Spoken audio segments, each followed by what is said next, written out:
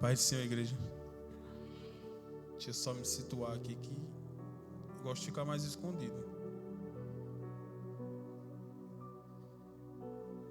Deixa eu só... A palavra se encontra em Lucas, capítulo 10, o verso de número 30.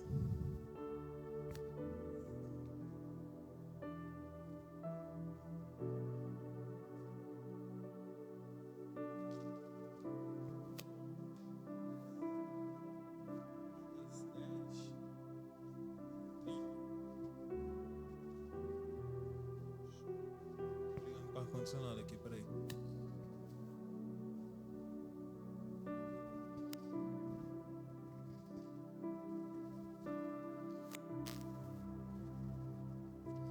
Eu acredito que essa passagem seja bem conhecida. Tem até música. Depois de muito tempo, Dani me lembrou que tinha uma música, eu vim lembrar depois. E eu estava falando para a Laura sobre essa passagem e ela saltou assim no meu coração. Eu disse, caramba, nunca tinha analisado por essa ótica. Nunca tinha observado desse jeito. 10, capítulo 30, todos acharam? Amém? Eu nunca tinha visto por essa ótica, né? Aí eu disse, vou me aprofundar, bora ver o que o Senhor tem preparado para esse momento. E até quando o Aricelmo veio falar comigo, eu disse, já imaginava, só não sabia que era tão perto. Sabe, que poderia ser daqui a alguns meses, anos, porque quando Deus fala com você sobre algo, você nunca espera o de repente. Você sempre espera 1, 2, 3. Mas quando é uma coisa muito assustadora, você diz, vai ser amanhã. Eu disse, não, Deus, acho que Deus está providenciando para algum tempo oportuno. Não vai ser agora, não. E glória a Deus que foi agora. Ele sabe todas as coisas. Vamos passear um pouquinho na palavra e ler o texto. Eu vou pegar já em algumas Bíblias tem a parte A e parte B. Porque o capítulo 30 aqui, ele está respondendo a um doutor, um advogado ou um mestre da lei que está indagando ele o que é amor ao próximo. Então, vou começar diretamente da história, beleza?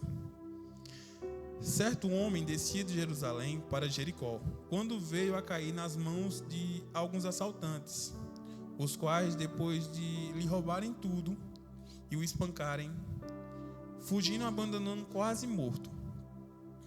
Coincidentemente, descia um sacerdote pela mesma estrada. Assim que o viu, passou para o outro lado. Do mesmo modo, agiu o levita. Quando chegou ao lugar, observando aquele homem, na minha versão aqui está, passou para o lago, que é o mesmo sentido de passou para o outro lado, que a King James, de vez em quando, eles complicam um pouquinho na linguagem. Mas, já traduzindo, passou para o outro lado também. Ele viu, teve um pouco de afeição, mas também seguiu adiante. Mas o samaritano, estando em viagem, chegou onde se encontrava, e assim o que o viu, teve misericórdia dele. Então aproximou-se, enfaixou-lhe as feridas, derramou nele vinho e óleo. Em seguida colocou sobre ele o próprio animal. Colocou ele sobre o seu próprio animal. Levou para uma hospedaria e cuidou dele. No dia seguinte deu 2 denários ao hospedeiro e lhe recomendou: cuide dele, este homem, e se alguma despesa tiver a mais, eu reembolsarei até que eu volte. 2 denários significa absolutamente 2 dias de salário. 2 dias de, digamos assim, um dia todinho, 2 dias era o suficiente para cuidar desse homem por alguns meses ou dias. Amém, Senhor? E através de tudo isso que eu li, essa passagem tão conhecida do bom samaritano, o Senhor trouxe ao entendimento uma coisa.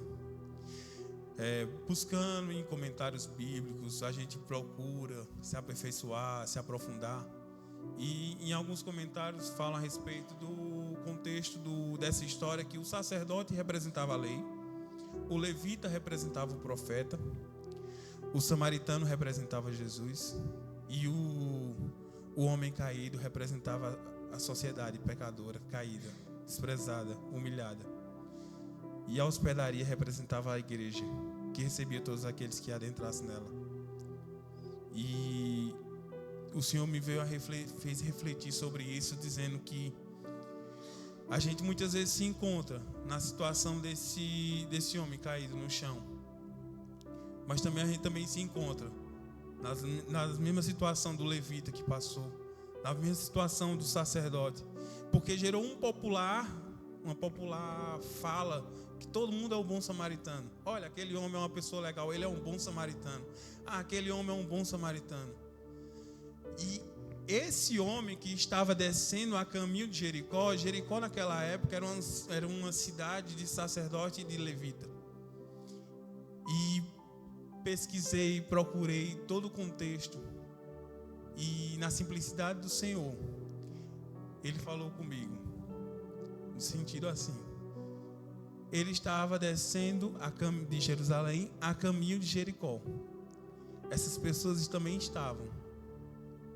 Essa pessoa chamada sacerdote, vamos frisar primeiro o tópico, o sacerdote viu ele, vinha descendo de Jerusalém, provavelmente já tinha passado pelo seu turno de adoração à casa do Senhor, era a representação do maior grau de representação a Deus. Aquele homem, ao ver, ele viu ele nu, ele totalmente espancado, totalmente parecendo como morto. E na lei da Torá, eles não podiam tocar em nada morto, senão eles estariam impuros. Mas ele estava vindo do templo, então ele não teria como necessidade de se preocupar na purificação, pois ele não ia ao trabalho do templo. Ao contrário, ele preferiu deixar essa necessidade que o homem estava passando para que outra pessoa cuidasse. Da mesma forma, aquele que representava o serviço sobre a casa do Senhor, colocar fogo no altar, colocar a lenha no altar, acender os incensos, ajeitar a mesa da preposição, da mesma forma também deixou para outra pessoa normal. Deixa para que outra pessoa faça. Vou passar logo adiante para que não me corrompa. Mas veio um homem que era considerado um herege, era considerado imoral, porque os samaritanos, no contexto judaico, os judeus tinham um ódio terrível. Por quê? Porque para eles os samaritanos eram hereges. E esse herege teve compaixão. Esse herege carregava algo que podia gerar cura nas pessoas. E ele se abaixou, atou as feridas, sem se preocupar se ia se contaminar ou não. Sem se preocupar de andar a pé, aproximadamente 19 quilômetros. Deixa eu só tomar água aqui, que a garganta está meio variada.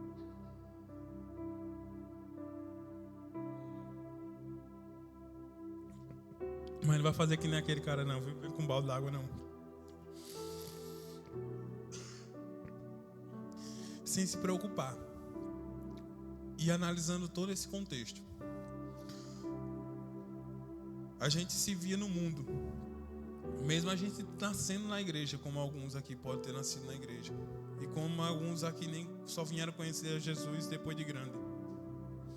A gente vivia no mundo aonde o inimigo das nossas almas nos despiu, mostrou nossa vergonha, nos deixou exposto para que todo mundo aqui, todos nos criticasse, nos desse prazo de validade, determinasse um meio e um fim. Todos aqui já passaram por algum momento que as suas vergonhas ficaram expostas, ou passaram por sofrimentos que não foi ele que escolheu, até mesmo carregou fardo que nem foi ele que colocou. E ao chegar na estalagem, na hospedaria, Deus começa a tratar dele, usando a igreja. Parafraseando aqui no texto, aquele homem que estava perdido foi para a estalagem, começou a ser cuidado, começou a ser alimentado, começou a ser nutrido. E quando ele começou a ser nutrido, ele deve ter voltado às suas forças, voltado ao seu vigor. Agora eu quero mostrar a vocês 3 aspectos. Quantas vezes a gente já se encontrou na situação desse homem que foi assaltado?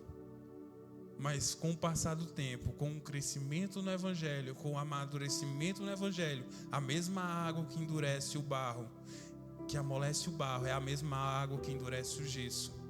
Se não for na medida certa, aquele homem que estava caído, o pobre coitado, um provavelmente judeu, que foi cuidado por um samaritano que ele detestava, foi sarado, foi tratado, foi levado até um local de cura, pode se tornar lá na frente o levita que não quis saber daquele que passou.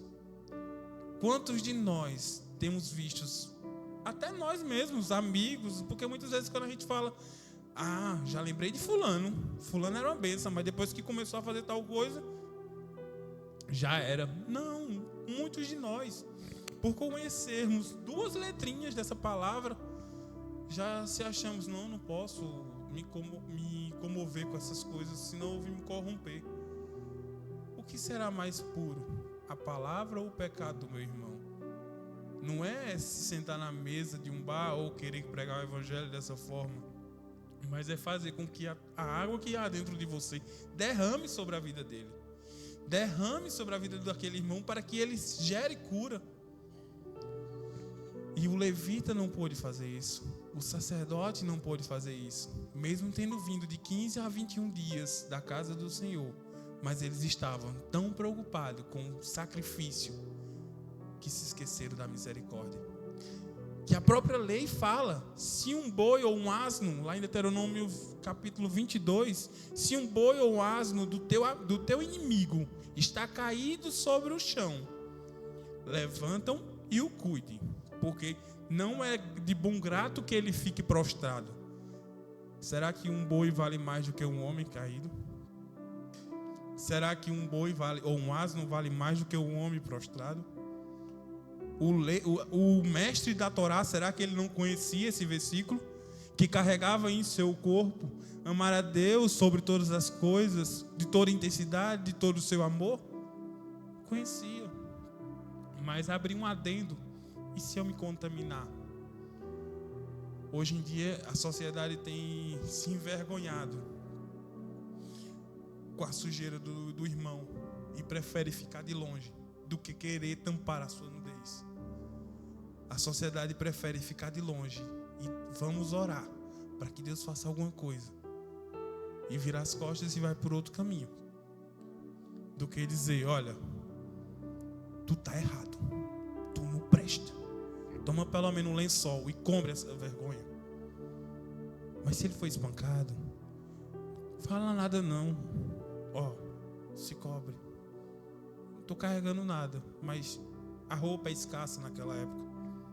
Se cobre, toma, eu tenho isso aqui, então dá para te ajudar. Agora a gente vai para a parte do samaritano. E ele me lembrou algo muito interessante. Os judeus, eles não gostavam de se cortar ou de se machucar, ninguém gosta, mas eles tinham um zelo maior. Até o óleo deles era feito de uma forma diferente comparado ao do samaritano, porque eles achavam o óleo do samaritano impuro.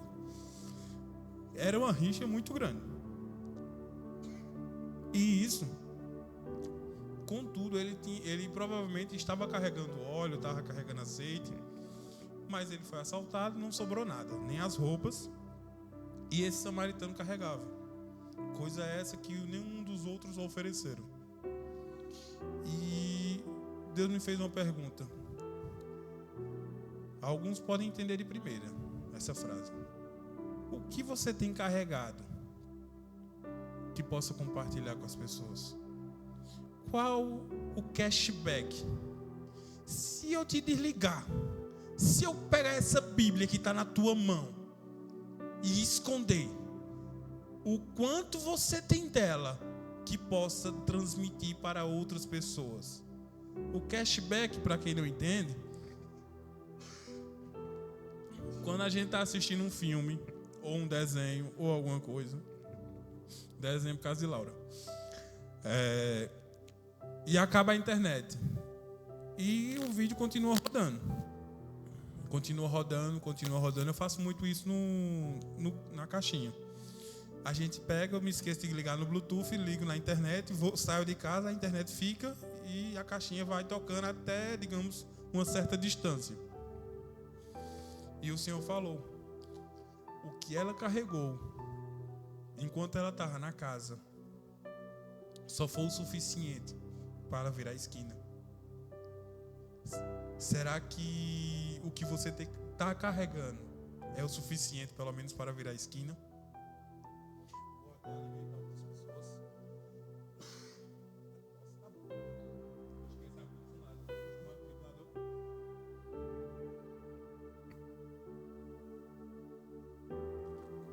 O maior é o calor, é o ventilador. E será que você tem levado uma carga da minha palavra, daquilo que eu tenho falado aqui, o suficiente para poder fazer uma viagem e transmitir isso para outras pessoas? Ou é tão pouquinho que vai ficar só em 2 capítulos? Se a gente pegar aqui um quiz e fazer um resumão de quantas histórias a gente sabe, e a gente está no dia 17 até o dia 31, todos os dias alguém pregasse uma palavra, sem olhar na Bíblia, a gente parava onde? Em Gênesis? Ou a gente ia até Apocalipse? Eu acredito que a gente poderia até caminhar um pouco, mas será que a gente tinha o suficiente para compartilhar com o nosso irmão? Será que a gente tinha o nosso meio de transporte para colocar o nosso irmão no lombo do nosso animal e ir a pé? Porque não tinha como ele levar os dois ao mesmo tempo.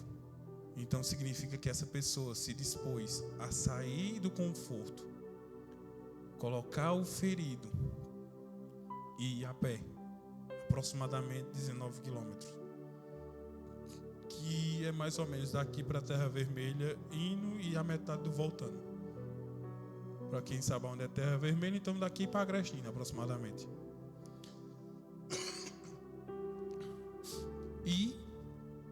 E o Senhor me fez refletir sobre isso.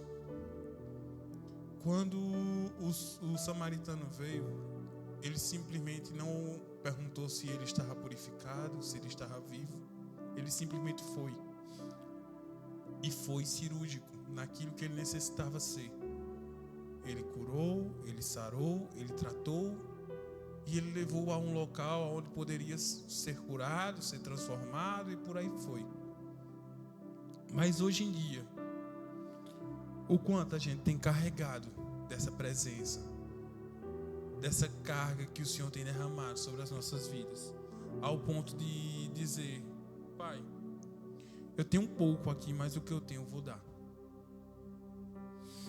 E no final do versículo aqui, o 35, ele diz: eu reembolsarei até quando eu voltar. Ele deixou uma promessa de voltar. Então, aquele que está na estalagem, ou aquele que está na igreja, tenha certeza daquele que foi, voltará.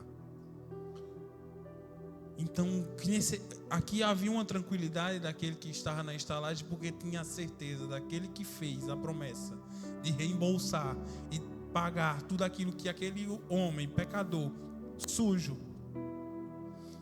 fez. Ele pagou o preço e ainda disse: eu voltarei e retribuirei tudo aquilo que você gastar a mais. E a igreja do Senhor é aquela que espera a volta do noivo. Mas a igreja do Senhor muitas vezes tem se endurecido, ocupando seus pensamentos, ocupando sua linha de pensamento teológico, não com evangelismo, mas com caixinhas de pergunta ou com assuntos nada a ver, que nem Floyd nem auxilia, como diz o pastor Luiz Hermínio, ele nem auxilia. porque tem perdido tempo com conversas. Ah, mas fulano pregou dessa forma, isso não está certo. Ah, fulano fez isso, isso não está certo. Bicho, se o que tu está falando não está trazendo vida, não está trazendo uma transformação em fulano, então se cala, fica calado. Porque se aquilo que não edifica, aquilo destrói. Se tu não está trazendo gente para o evangelho, tu está atrapalhando o evangelho de ser pregado. A gente está pregando o evangelho hoje, não é para a gente mesmo, não. A gente está pregando hoje para uma geração que está vindo. Será que os nossos filhos vão gostar da igreja que ele tem hoje? Ou vão preferir jogar bola, ou vão preferir ficar na frente de um TikTok, porque é mais legal? Ah, mas Jesus cura, Jesus liberta, Jesus salva. Sabe da Bíblia, sabe de tudo, mas vive como se ele não existisse. Olha, o bom samaritano, que palavra bonita. Ele pegou um homem que foi espancado. 2 pessoas de alto escalão o desprezaram, e um pobre coitado que ninguém dava nada foi aquele que cuidou dele. Legal. Mas espera aí, eu ganhei um like aqui, tem muito mais a ver.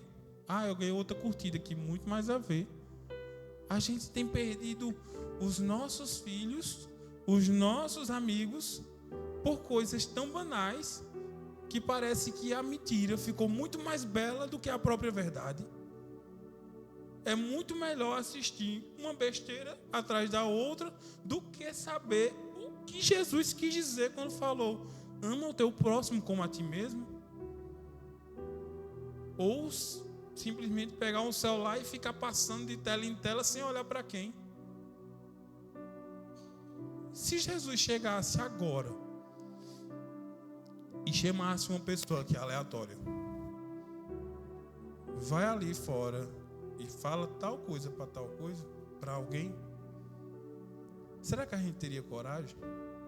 Ou a gente ia ter que ir em casa fazer um jejum, fazer uma oração, buscar uma palavra? Se a gente não vive uma vida no culto, ou um culto na vida, a gente vai levar pisa do diabo, a gente vai perder feio. Ah, não, mas está tudo bem, porque crente só ora quando está com dificuldade. Crente só ora quando está passando perrengue. Tem pessoas que oram porque o Senhor colocou no coração dele uma força e um poder na intercessão, na oração. Mas tem pessoas que só oram quando está com alguém na beira da morte. Ou alguém está morrendo, ou alguém está perto de morrer. Ou tem conta para pagar.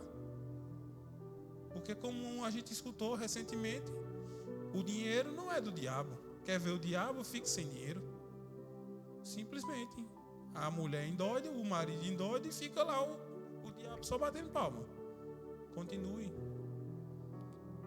E essa geração, infelizmente, tem endurecido seus corações. E mesmo sendo conhecedora da palavra, porque antigamente a gente errava por falta de conhecimento. Hoje em dia a gente erra por saber demais e se achar o dono do conhecimento, ao ponto de desprezar o nosso irmão, ao ponto de desprezar o que ele significa para o nosso Senhor. Como é que a gente pode representar a igreja de um Deus que é soberano, que é santo, que é tremendo, que é infalível, que é insondável, de uma forma tão esdrúxula, tão sem vida, sem vigor, sem fogo nos olhos, sem aquela intensidade que os mártires falavam? Era espancando, era sendo apedrejado e dizendo: eu vejo o Senhor ressurreto à direita de Deus Pai. E a galera lascando a pedrada nele, e ele não estava nem aí, porque ele tinha um propósito. E infelizmente ainda tem pessoas que acham que essa vida aquém do Evangelho é uma forma de viver em santidade. Nem é quente, nem é frio, é morno. É como uma igreja de Laodiceia. Tu achavas que era rico, Mas não sabe tu que és pobre, miserável, cego e nu? Aconselho que de mim compre ouro refinado para que te enriqueça, vestes brancas para que cubra a vossa nudez, e colírio a fim de que unja os teus olhos para que veja. Mas por que colírio? Laodicea era a capital do colírio e ela tinha que comprar. O Senhor é irônico em algumas coisas, para que eles saibam que o Senhor é soberano sobre tudo. Que nessa noite a gente possa refletir. Senhor, do dia que eu te conheci para hoje, o meu nível de intensidade aumentou? Ou eu ainda tenho saudade do primeiro amor? Porque foi o tempo que eu te conheci e queria te conhecer, e buscava te conhecer, e era intenso em te adorar. Hoje em dia eu botei no piloto automático, eu venho para a tua casa, eu às vezes leio a tua palavra, às vezes eu oro, mas Senhor, eu trabalho na tua casa. Senhor, eu faço as coisas na tua casa. Senhor, eu faço tudo o que o Senhor precisar. Aí o Senhor abre um parênteses assim na minha cabeça e disse: infelizmente, aquela geração do Egito que prestava o serviço para Faraó, ela só tirou o Faraó e colocou o Senhor. E está disposta a prestar qualquer serviço, mas não está disposto a obedecer, não está disposto a se submeter à vontade dele, não está disposto a tantas outras coisas. E foi isso que aconteceu com o sacerdote nessa história. Foi isso que aconteceu com o levita. Eles estavam muito ocupados com a obra de Deus que se esqueceram do Deus da obra. Eles estavam tão ocupados em passar para as pessoas uma santidade que acabaram desprezando o que o Senhor considera santo. Eles acabaram amando tanto os seus trabalhos que, se fossem eles que ficassem sem um título, eles morreriam, porque eles só servem para o título, eles não servem para o Senhor, porque eles desprezam aquilo que o Senhor tem feito, porque eles só focaram numa coisa e se esqueceram do Senhor. E quantos a gente vê? Se você passar uma timeline assim na sua cabeça, você vai ver: poxa, aquele rapaz, aquela pessoa era tão intensa na obra, era tão fervorosa. Hoje em dia está no mundo, porque ele estava trabalhando na obra, ele estava prestando serviço na obra, mas o Deus da obra não tinha relacionamento com ele. Então o Senhor prefere perder essa pessoa, deixar ela no mundo para que ela bata a cara no muro e volte, do que ela ficar dentro da igreja achando que é alguma coisa. Amém? Vocês entenderam? Que nessa noite a gente possa, não precisa nem sair da igreja, para que a gente bata a cara no muro e veja onde a gente está errando. Senhor, eu estou errando por não estar buscando na tua palavra. Eu estou errando por não estar conhecendo os teus estatutos. Eu estou errando por isso. Porque a gente muitas vezes vem para a igreja porque não, a gente tem o culto no domingo, então a gente tem que ir. Não, a gente tem um culto no domingo. E lá há um Deus que é vivo. E lá há um Deus que cura. E lá há um Deus que envergonhou os deuses do Egito. E lá há um Deus que esmagou o exército dos medianitas. E lá há um Deus que destruiu os sírios. E lá há um Deus que destrói todo aquele que se coloca diante dele. E com o seu auxílio a gente esmaga uma muralha. E lá é o esconderijo do Altíssimo, a sombra do Onipotente, o esconderijo seguro, que nem inseto de dia, nem na escuridão, nem a mortandade que assola meu dia nos aflige. Porque ainda que caia 1000 ao nosso lado e 10.000 à nossa direita, a gente não é atingido. E Ele nos dá as promessas, mas a gente vive. Eu acredito, Deus é fiel, eu creio. E se Ele não fizer? Ele vai continuar fiel, mas a gente vai. a gente vai quando ele dizer não. A gente é que nem uma criança mimada. Mas eu quero. Mas eu quero. Mas eu quero. Mas eu quero. Aí Deus faz. Então vá. Aí bate na cara na parede.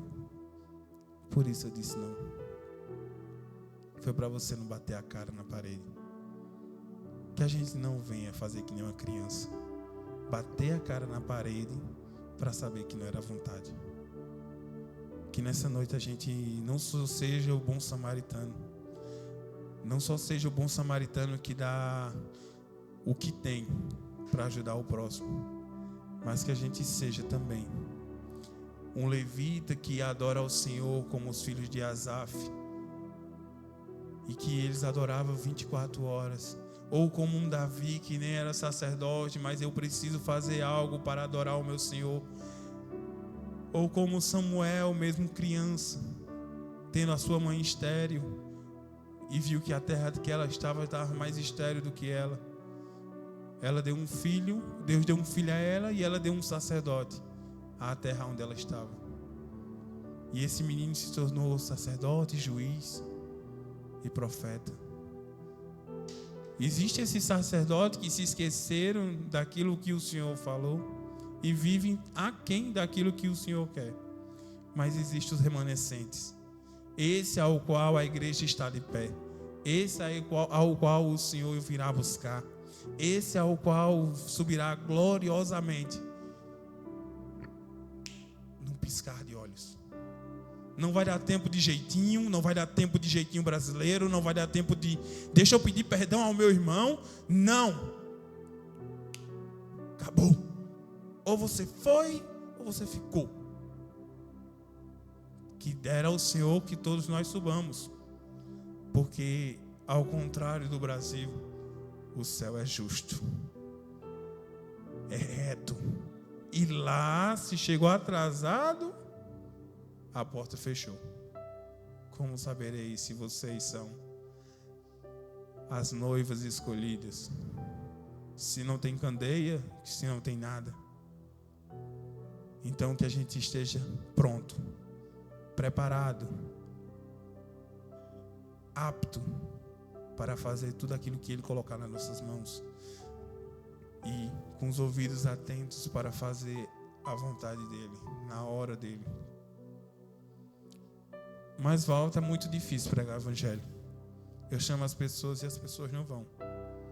Eu conheço um doidinho que pregou sozinho para um monte de gente. E muitos se converteram. Alguns ficaram no meio do caminho, mas não cabe a ele, né? Porque ele não é o Espírito Santo. Mas ele pregou. Então, se um pode mudar um ambiente, imagina vários solitários o que podem fazer. Precisa chamar ninguém não, vaso. Precisa não. Só vai.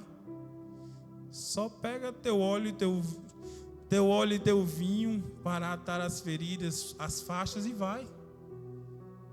Eu brinquei com o pastor Pedro uma vez e ele disse, misericórdia. Eu disse, mas é, pastor.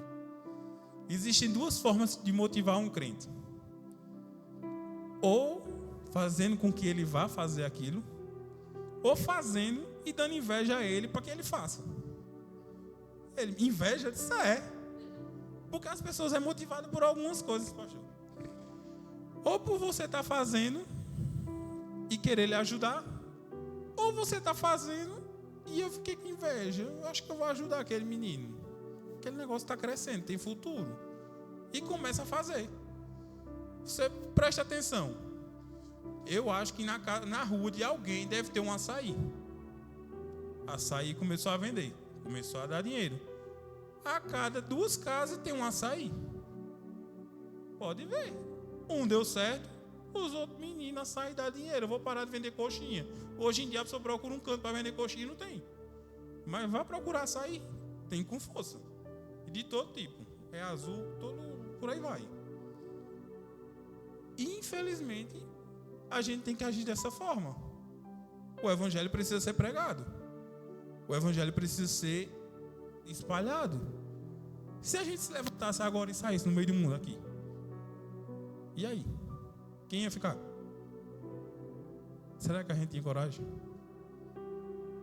de se levantar da cadeira e ir ali na esquina e dizer: olha, Jesus te ama, bora para a igreja, tem culto ali? Será? Ou não? Eu não me preparei. Aí o Senhor já ia dizer, se fosse na chegada do Senhor, Ele já ia dizer: ih, ficou.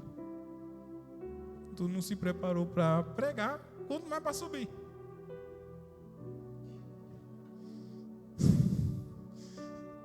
E que a gente seja a estalagem que vai abrigar essas pessoas que estão perdidas. Que a gente seja a estalagem que vai gerar um conforto para essas pessoas que vêm ferida. Ferida de igreja, ferida de pastores, ferida de amigos, ferida de irmãos, ferida até de ladrão. E só para ressaltar, uma coisa que o Senhor me lembrou aqui, eu estava pedindo a Ele para ser mais didático do que profundo. Só para me lembrar, Ele me lembrou que quando lá no Éden, o Senhor, Adão se viu nu, ele teve medo do Senhor. Aí a gente traz para essa história, aquele ladrão estava nu. O ladrão não só queria bater nele, mas roubar tudo o que tinha e deixaram nu, praticamente morto. E o sacerdote, vendo a sua nudez, teve medo de chegar perto para não se corromper. Então, se você for parafrasear com o texto lá de Gênesis, quando o nosso inimigo, o nosso adversário, nos enganou ao ponto da gente gerar uma desobediência ao Senhor e comer da árvore que não era para comer, a gente foi despido da presença dele. A gente foi despido da glória do Senhor. E o nosso ser espiritual morreu. E a gente viu a nossa nudez.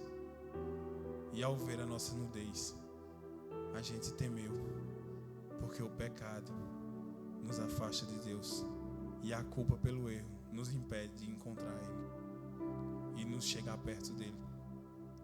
Que nessa noite a gente possa abrir o nosso coração e, Senhor, em qual área eu estou?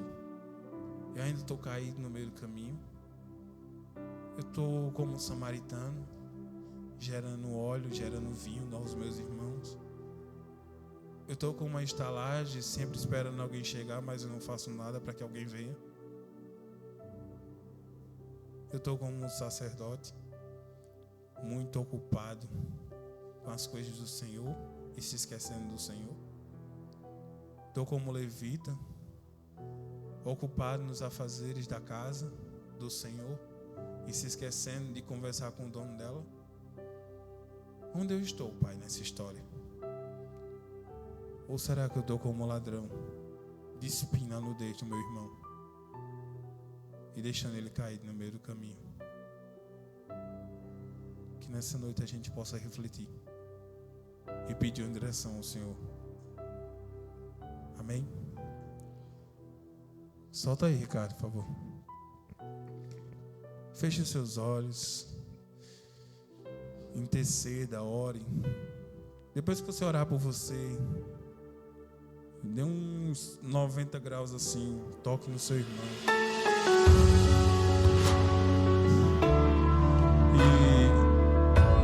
E profetiza sobre a vida dele. Gera cura sobre a vida dele. Mas primeiro, ore por você, interceda por você, peça uma direção ao Senhor sobre a vida. Mas depois eu queria que você olhasse para o seu irmão e profetizasse sobre a vida dele, declarasse sobre a vida dele, gerasse cura sobre a vida dele, em nome de Jesus.